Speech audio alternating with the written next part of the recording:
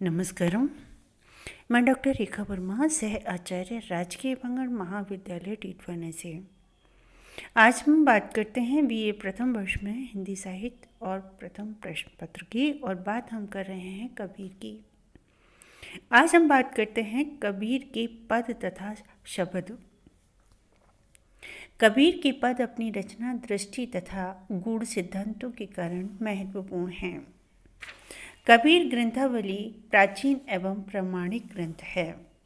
इसमें संग्रहित कबीर के पद गीत, वचन एवं उपदेश के रूप में मिलते हैं। इनमें जिन शब्दों का प्रयोग किया गया है उनके कारण उनको शब्द अर्थात शब्द भी कहा जाता है। कबीर के पद अथवा शब्द में विशेष अंतर नहीं दिखाई देता। आचार्य परशुराम चतुर्वेदी का कथन है कि पद और शब्द ये दोनों वास्तव में पर्यायवाची नहीं हो सकते। कबीर ने अपनी रचनाओं में जिस ढंग से पद का प्रयोग किया है उसी अर्थ में शब्द का नहीं किया है। गुरु के शब्द मेरा मन लागा अथवा वक्ति बकी शब्द सुनाया। कबीर ने शब्द का प्रयोग अनेक अर्थों में किया है, जैसे वाणी, गुरु, ब्रह्म, नाद तथा ध्वनि के रूप में अर्थबोधक है, किंतु इनका प्रयोग पद का बोध नहीं कराता। शब्द का प्रयोग वचन एवं उपदेशात्मक रूप में किया गया है। रहते जोग जुगति जानिया नहीं, ते गुरु का शब्द मानिया नहीं। डॉक्टर बड़तवाल का कथन है कि साखी और शब्द मूलतः पर्यायवाची प्रतीत होते हैं। आचार्य परशुराम चतुर्वेदी ने शब्द को गीतार्थक प्रमाणित किया है। डॉक्टर बड़तवाल ने गुरु शब्द को ईश्वर की गवाही के रूप में स्वीकार किया है। नाभादास ने कबीर वाणी तथा रचना की 3 अंग रमैनी, साखी तथा शब्द दर्शाए हैं। यहाँ गोरख वाणी में भी शब्द प्रयुक्त हुआ है। नाभादास जी ने भी शब्द को कबीर वाणी का एक निरूपित किया है। कबीर को शब्द का प्रयोग अवश्य ज्ञात था, यद्यपि कबीर के पद ही गीत के रूप में अधिक प्रचलित हैं। पद के बार बार प्रयोग से कबीर का सम्मोहन पदों के प्रति ही अधिक सिद्ध होता है। डॉक्टर बड़तवाल के मतानुसार शब्द आंतरिक अनुभूति या आनंद की अभिव्यक्ति का बोध कराता है, और साखी दैनिक जीवन में उस प्रयोग का बोध कराती है जो उस आनंद की ओर प्रेरित करता है। बाहरी अनुभूति तथा आंतरिक अनुभूति की सामान्य प्रवृत्तियों को ही शब्द और साखी के रूप में कबीर वाणी में प्रकट किया गया है। अतः कबीर की गेय शब्द तथा पदों में भेद करना कठिन है। इस संबंध में डॉक्टर बड़तवाल का यह मत उचित है कि शब्द तथा पद में कोई विशेष अंतर्भाव की दृष्टि से नहीं किया जा सकता। यद्यपि पदों की रचना में विद्वानों ने मात्राओं के प्रयोग का दोष कबीर की भाषा में निकालने का प्रयत्न किया है। कबीर ने अपने पदों की रचना गेय रूप में की थी, अथवा उनके शिष्यों ने इन पदों को विभिन्न रागों में ढाल दिया, यह अनुमान करना कठिन है। किंतु अपने पदों को गाकर उन्होंने हर्षानुभूति प्राप्त की थी, इसमें संदेह नहीं। इसी से स्पष्ट है कि पद गाए मन हर्षिया तथा पद गाए लैनीन बड़े स्वयं कबीर की स्वीकार उक्ति है कि कहें कबीर में गावा, मैं गावा आप लखावा। कबीर के पद अथवा शब्द ताल के आधार पर रचित होने के कारण कई रागों में विभक्त होकर गेय हैं। इनका आधार संगीत के विभिन्न रागों तथा ताल से होने के कारण ही यह गेय बन गए हैं। कबीर वाणी ऐसे पद तथा शब्द का संकलन है गद्य तथा पद्य में रचित वाक्य भाषा के तंत्र अभिव्यक्ति के कारण इन पदों का व्याकरण की वैज्ञानिक कसौटी पर कसकर छंद आदि के रूप में विश्लेषण कर संज्ञा, सर्वनाम तथा संश्लेषणात्मक ढंग से वाक्य गठन का निरूपण करना असाध्य कार्य है। कबीर ने अपने पदों की रचना में पूर्णतः स्वतंत्रता का उपभोग किया है। पदों की प्रथम पंक्ति में कर्ता, कर्म और क्रिया का प्रयोग कर कबीर ने कहा है, नौ तुम मौकी दूरी करत हो, ना गुरु मिला न सिख मिला, मोहि तो ही लागी वैसे छूटे, जैसे हीरा फोड़े ना फूटे। कबीर ने अपने पदों में विश्लेषण का सुंदर प्रयोग किया है। राम प्यारा छाणी करे, ले सूती अपना प्रिय प्यारा। उन्होंने निषेधात्मक पदों में न शब्द का प्रयोग कई पदों में पूर्णतः स्वतंत्रता के साथ किया है, जैसे दिवस न भूख रैन नहीं निद्रा, भाई न बंद माए नहीं अबापा। विस्मय प्रकट कर कबीर ने अपने पदों को विस्मयकारी एवं विस्मयबोधक बनाकर कहा है, हा हा करते ते मुए, हाँ ते ही पूछे हे सखी। संबोधक बोधक पदों की रचना अव्यय तथा परसक का समुच्चय कर कबीर ने कहा है, माया के अधीन तब कौड़ी बदले चाहिए। संत कबीर एक भक्त कवि थे। राम गुरु की प्रति अति आदर भाव व्यक्त कर बहुवचन में क्रिया को प्रयुक्त कर कबीर ने भक्ति भावना से पदों की रचना की है, जैसे बहुत दिनन में प्रीतन आए, हंस धरी आए राजा राम भरतार। सम्मत बोधक पदों में खड़ी बोली को झलकाते कबीर ने रावण का वर्णन इस प्रकार किया है, लंका का सिकदर बाकी विधवा कस न भई महतारी, जैसे बहु कंचन की भूखन। कबीर की पदों में व्याकरण अथवा वाक्य बोध के अनेक उदाहरण मिलते हैं, जैसे भक्ति जाओ पर भाव न जायु, अभहि न माता सु कभहु न माता। और दोहों में भाव को कई प्रकार से प्रकट किया गया है, जैसे डगमग छाड़ दे मन वीरा, आज्ञा कारण कौन परख को काकी नारी, प्रश्नवाचक से। इस प्रकार से छंद के दोष अवश्य प्रकट होते हैं, किंतु लय तथा टेक के कारण कवि ने छंद को दोष मुक्त नहीं वरन बोधयुक्त बनाया था। कबीर की रचनाओं का काव्यलोचन उनके द्वारा प्रयुक्त शब्द समूह को विशेष अर्थ में पूर्ण सफलता के प्रयोग पर निर्भर रहता है। कबीर में भारतीय काव्य में वर्णित रीति, वृत्ति तथा गुणों के प्रदर्शन की अद्भुत क्षमता थी। उनके पदों में प्रयुक्त शब्द, वक्रोक्तियाँ, अलंकार तथा प्रतीक योजना से संगीत में लय का प्रयोग होने से उनकी भाषा में भाव प्रदर्शन, ओज तथा माधुर्य उल्लेखनीय हैं। यही कबीर के पदों का काव्यालोचन है। कबीर ने शब्द शक्ति का प्रयोग कर अपनी अभिव्यक्ति को अभीष्ट बना दिया है। अर्थ का बोध कराने अर्थात अभिधा शक्ति कबीर की भाषा की विशिष्टता है। कबीर की उलटवासियां भी अधिकतर पदों में ही प्रयुक्त की गई हैं। कबीर की अभिव्यक्ति की स्वाभाविकता लाक्षणिक ढंग से अपने पात्र रहने में स्पष्टतः दिखाई देती है। कबीर ने अभिधा का प्रयोग इस प्रकार से किया है, कबीर कहता जात है, सुनता है सब कोई, राम कहे भला होईगा, नातर भला न कोई। यौगिक शब्दों का प्रयोग कर गोपाल, पंकज तथा परमात्म आदि शब्दों को कबीर ने इस प्रकार कहा है, मानो मिले गोपाल, तिनकी पद पंकज हंस धूरी, परमात्म है ले चिन्ही। कबीर के पदों का विषय विस्तार विवेचना करना संभव नहीं है।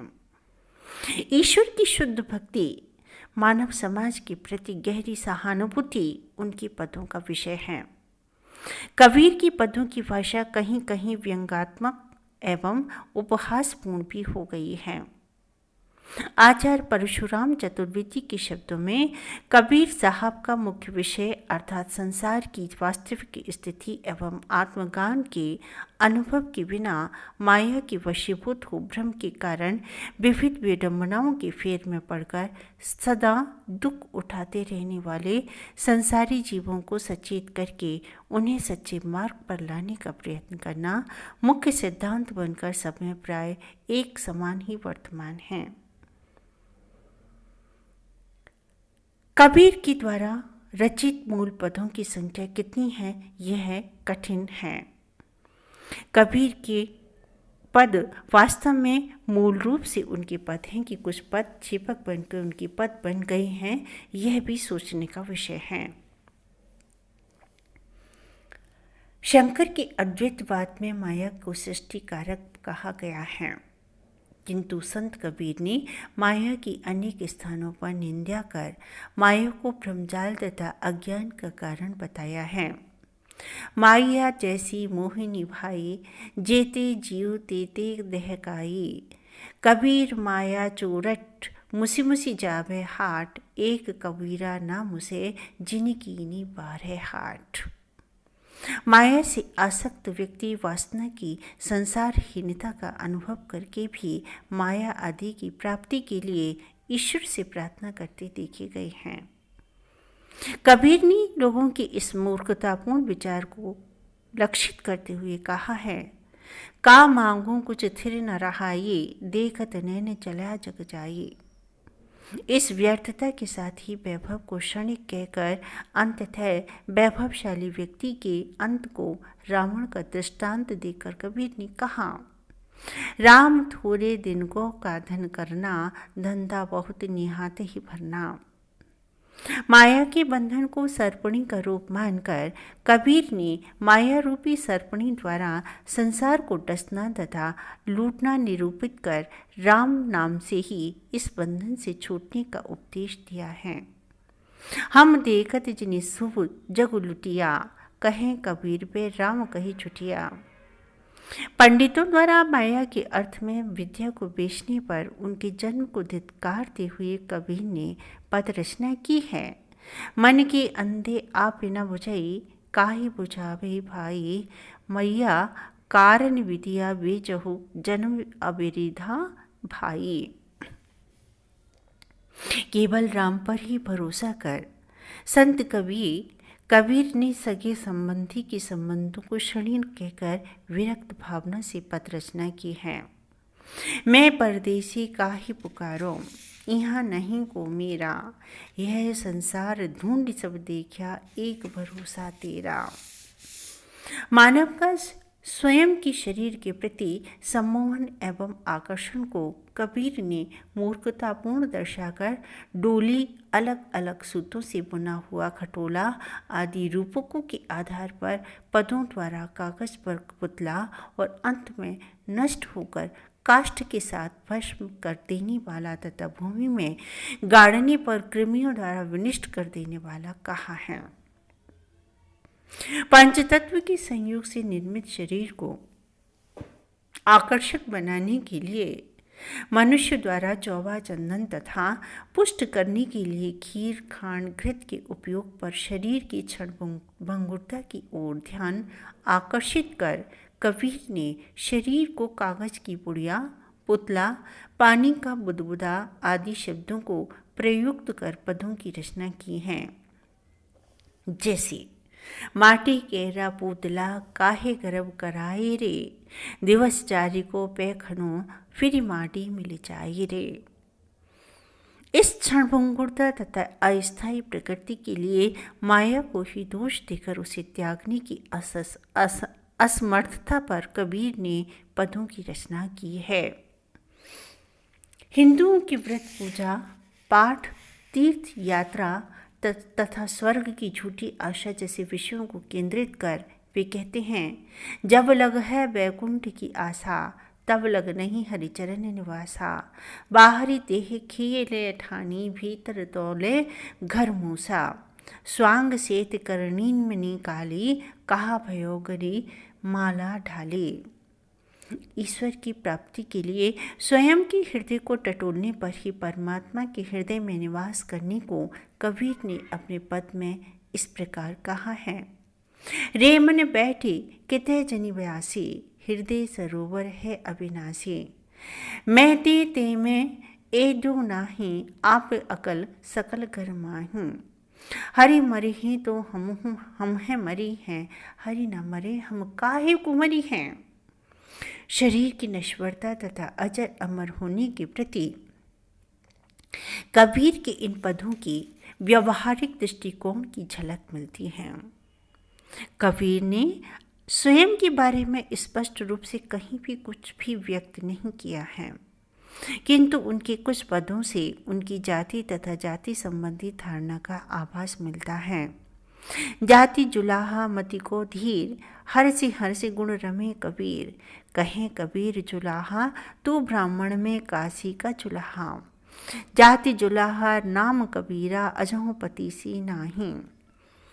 काशी का चुलाहा कबीर तत्कालीन समाज में ब्राह्मणवाद के पूर्व जन्म के संस्कार का स्मरण कर जुलाहा जाति की व्यथा को प्रकट करते हैं। तू ब्राह्मण में काशी का जुलाहा, मोहि तोहि बराबरी कैसे के बनहीं।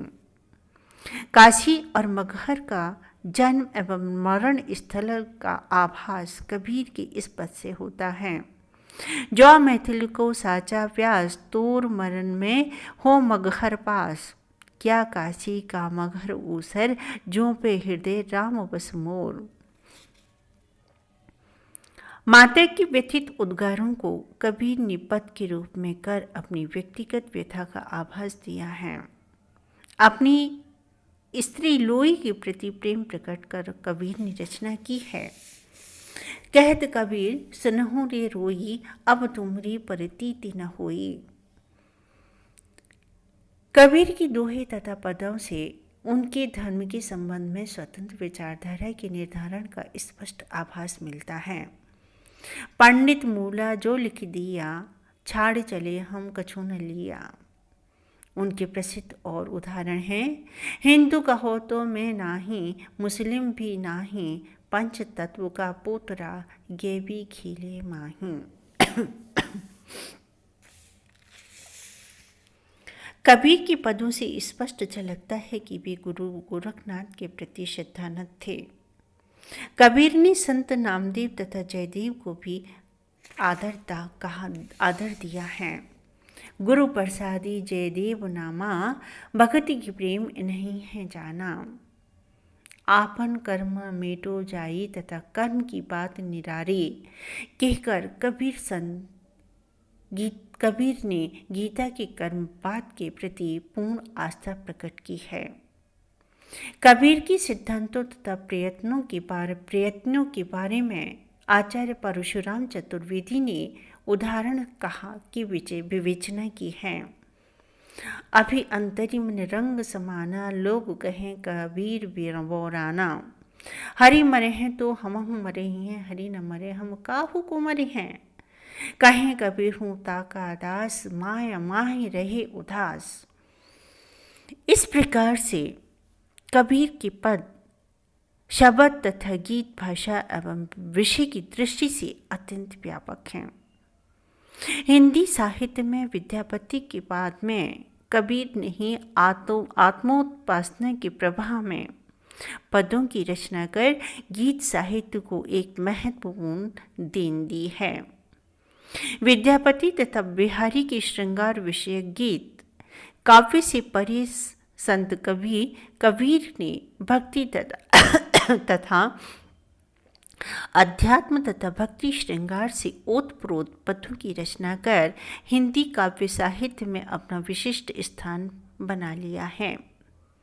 कालांतर में अधिकांश संतों ने कबीर का अनुगमन कर संत साहित्य की रचना की। मनुष्य की आचरण शिक्षा के क्षेत्र में कबीर के उपदेशात्मक पद एक आचरण संहिता बनकर मानव जगत का पथ प्रदर्शक बन गए हैं। इस प्रकार से कबीर के पद मौलिकता की दृष्टि से सर्वश्रेष्ठ पथ प्रदर्शक माने जा सकते हैं। कबीर की पदों का आधार व्याकरण नहीं वरन उनका संगीत में लयबद्ध होकर गायन के रूप में प्रस्तुतिकरण है। धन्यवाद।